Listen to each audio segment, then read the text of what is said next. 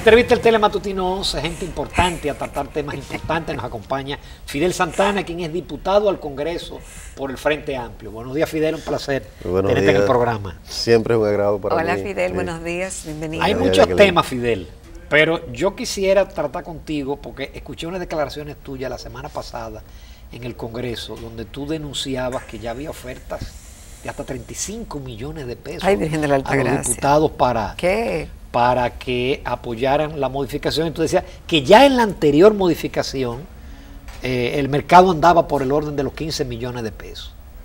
Sí, ciertamente he dicho que la modificación de la Constitución es el más perverso de los actos que puede producirse en el Estado, porque no es el resultado de una voluntad mayoritaria que, en razón de producir cambios sustanciales en la Carta Magna, pues resulta de la construcción de un consenso en la sociedad, sino que esto es una práctica en la que un grupo de individuos se decide a alzarse con el poder nueva vez, acudiendo a mecanismos no santos, porque lograr construir la mayoría para ese propósito siempre implica la necesidad del soborno. Y entonces en la ocasión anterior, esa modificación costó por cabeza, por lo menos a los que no eran parte de ese propósito, entre 10 y 15 millones de pesos. Eso está... ¿Y cómo se sabe ese dato, Fidel? Eso está verificado porque hay testimonios. Hay legisladores que lo plantean. ¿Cómo va a ser? Sí, claro. Así, tranquilamente. Claro, tranquilamente. ¿Cómo va a ser? Y eso que en Dios. aquel momento el PLD fue unido, lograron un acuerdo, ¿no? Sí, pero hubo que comprar voluntades. Aquí hubo incluso un partido que lo que correspondía a la cantidad de legisladores que tenía, hubo que dárselo a su presidente, ¿verdad? ¿Qué? Y ese entonces repartió lo que él entendió. Repartió lo que él entendió, pero a eso no le tocó por cabeza, ¿no? Y hubo otros legisladores que se negaron, ¿no? Que no aceptaron eso. Los hay, ¿no? Están ahí en el Congreso, algunos de ellos, gente honorable a quienes, a pesar de que su partido se involucró en eso, dijeron que no, y no lo asumieron, ¿eh? Porque el pueblo debe saber que no todo el mundo tiene precio, ¿no? Y sí hubo legisladores que se negaron a eso, ¿no? Y entonces en estos momentos lo que se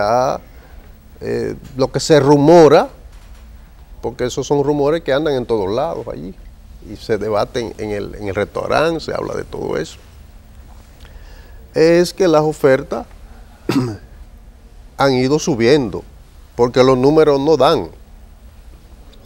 Los números no dan. Lo último que se rumora es que están ofreciendo la presidencia de la Cámara y un volumen altísimo de dinero a cambio de reunir los números. ¿Y para eso no serán especulaciones? No. Tiradas a correr justamente para desacreditar cualquier eventual proceso en ese sentido. No son especulaciones. Son realmente dinámicas que están en movimiento. ¿A ti te han tirado tu chinita? ¿Alguien? No, a mí no se atreven a hacer eso, porque saben, primero yo lo voy a denunciar, ¿verdad? Lo saben, ¿eh? Pero obviamente hay colegas que están ya hablando de eso, ¿verdad? De las ofertas en ese sentido. Ok, ¿y de qué se está hablando en el Congreso ahora mismo? Aparte de eso, ¿tú piensas que eso distrae realmente las labores legislativas o hay un interés en que se haga un trabajo desde las cámaras? Mire, la Cámara, en el Congreso se trabaja mucho, ¿verdad? Se trabaja mucho. Porque ahora... Aunque la gente piense que no, eso es una percepción errada. Se trabaja mucho, por lo menos hay un grupo importante de legisladores que estamos allí permanentemente trabajando. Ahora, la eficiencia de ese trabajo es lo que hay que cuestionar, porque la dinámica burocrática del Congreso es que haces un trabajo en una comisión y en lo que eso da vuelta, se aprueba en una cámara, va a la otra, perime el proyecto, ¿no? Oh, Dios mío. Entonces hay que volver a someterlo y hay que volver de nuevo a todo ese proceso burocrático. Y por eso te encuentras que a veces un proyecto te dura años dando vueltas de una cámara a otra, ¿no? Y no se evacúa, porque hay realmente ineficiencia que está determinado por todos esos factores burocráticos. Pero más que los burocráticos a veces no serán los factores políticos de las cúpulas. Sí, en parte tiene que ver también con los factores políticos, porque es que la mayoría es la que decide qué cosa se aprueba y qué no. Cuando hay voluntad de aprobar una cosa, bueno, la ley de régimen electoral se aprobó en el Congreso, el informe se terminó viernes, el sábado estaba aprobado en el Senado y el lunes estaba aprobado en la Cámara de Diputados. Es decir, cuando hay una voluntad política, las cosas se hacen, como dice el pueblo, en bola de humo. El Congreso tiene además otras deficiencias. Por ejemplo, en la parte legislativa se elabora mucho. Ahora, la capacidad para otro de sus atributos, que es la fiscalización, está muy limitada. No hay recursos, no hay cómo el Congreso se convierta realmente en un factor de fiscalización. Por eso muchas veces decimos, hay mucha sobrelegislación, hay también una gran parte del tiempo ocupada en las llamadas resoluciones, que son debates en el Congreso, pero que no son vinculantes. Usted saca una resolución allí para que el ministro tal haga una obra o atienda una cosa, pero eso no es vinculante, eso no obliga al ministro. Pero los legisladores, en aras de presentar resultados, algunas cosas hacen con esta, pero lo fundamental que debiera estar haciendo el Congreso es servir de contrapeso frente al Poder Ejecutivo, y eso no lo puede hacer. Eso no lo por puede un tema hacer. de la mayoría. Exactamente. Vamos a hacer una breve pausa, Fidel Santana, y volvemos porque hay otros temas de muchísimo interés que guardan relación con lo que va a ser el Frente Amplio y otras organizaciones con miras a las próximas elecciones.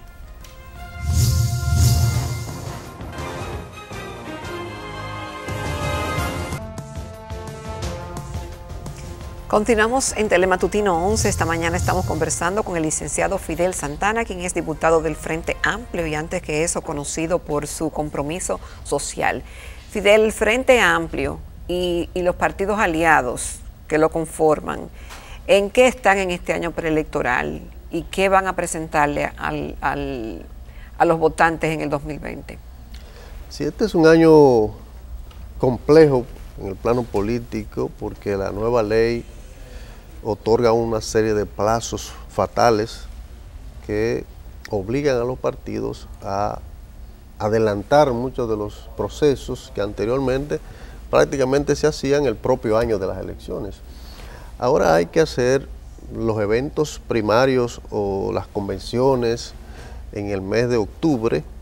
Hay unos plazos en junio que hay que presentar reservas y entonces los partidos estamos todos en este momento en la etapa de identificar los candidatos, dónde vamos a llevar candidaturas y también identificar aliados, sobre todo los partidos emergentes. Estamos obligados por la nueva ley a producir unas alianzas entre iguales, porque las alianzas con los partidos mayoritarios ya no son beneficiosas para los partidos emergentes, ¿no?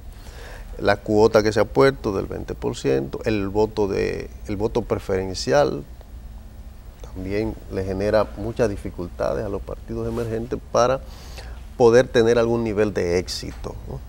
Y sobre todo el tema de el sistema de home para el escrutinio, totalmente desequilibrado, porque al final usted puede tener un buen candidato, sacar más votos que los candidatos que van en una boleta mayoritaria, pero el voto partidario termina impidiendo que salgan los candidatos.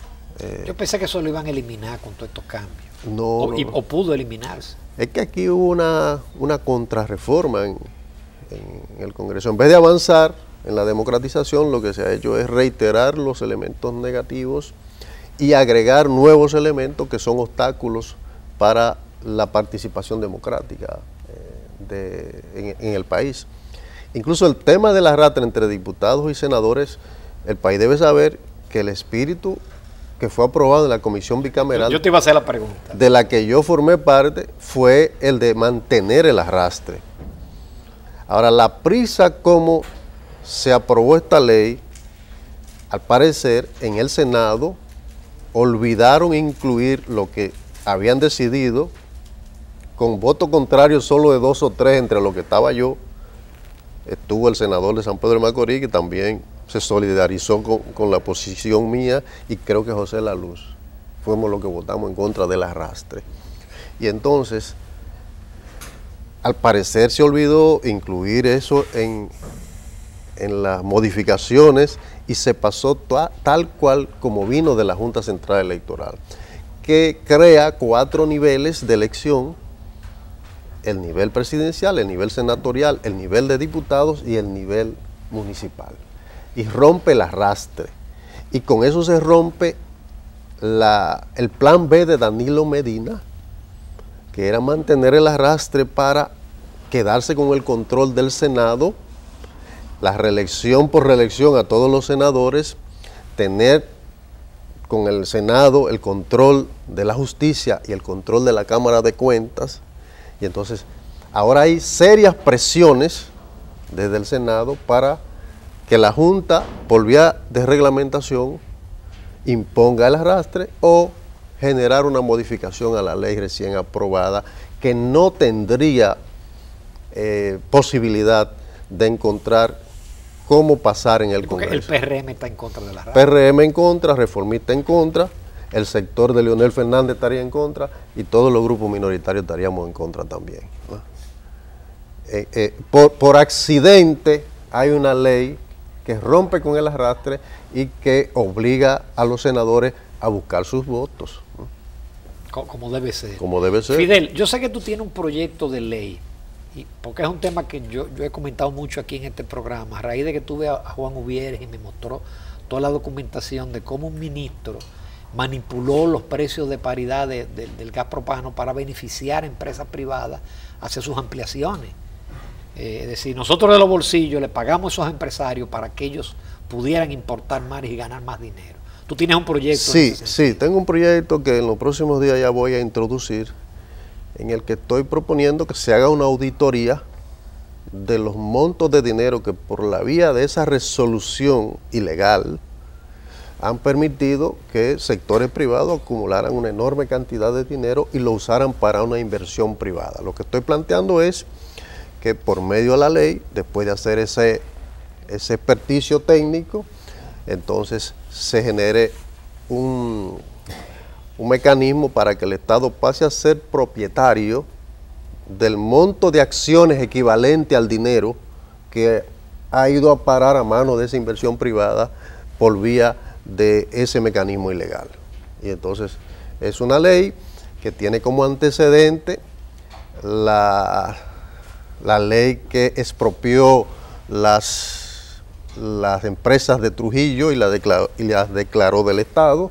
Y entonces, amparado en ese antecedente, yo estoy proponiendo que se expropien la cantidad de acciones que correspondería al monto de dinero que de los bolsillos del pueblo dominicano ha ido a parar a esa empresa. Ese es el sentido de esa propuesta. Encomiable, no va a pasar. Yo sé que no va a pasar, pero mi papel como legislador, que estoy aquí, es hacer lo que tienen que para hacer. defender los intereses, por lo menos visibilizar los intereses del pueblo dominicano, es traer esto al debate en el Congreso. También tú hiciste una denuncia que está en una comisión durmiendo, ¿no?, en relación a un tema de que la refinería decía que como se estaba yendo el combustible por Haití, se había controlado el expendio.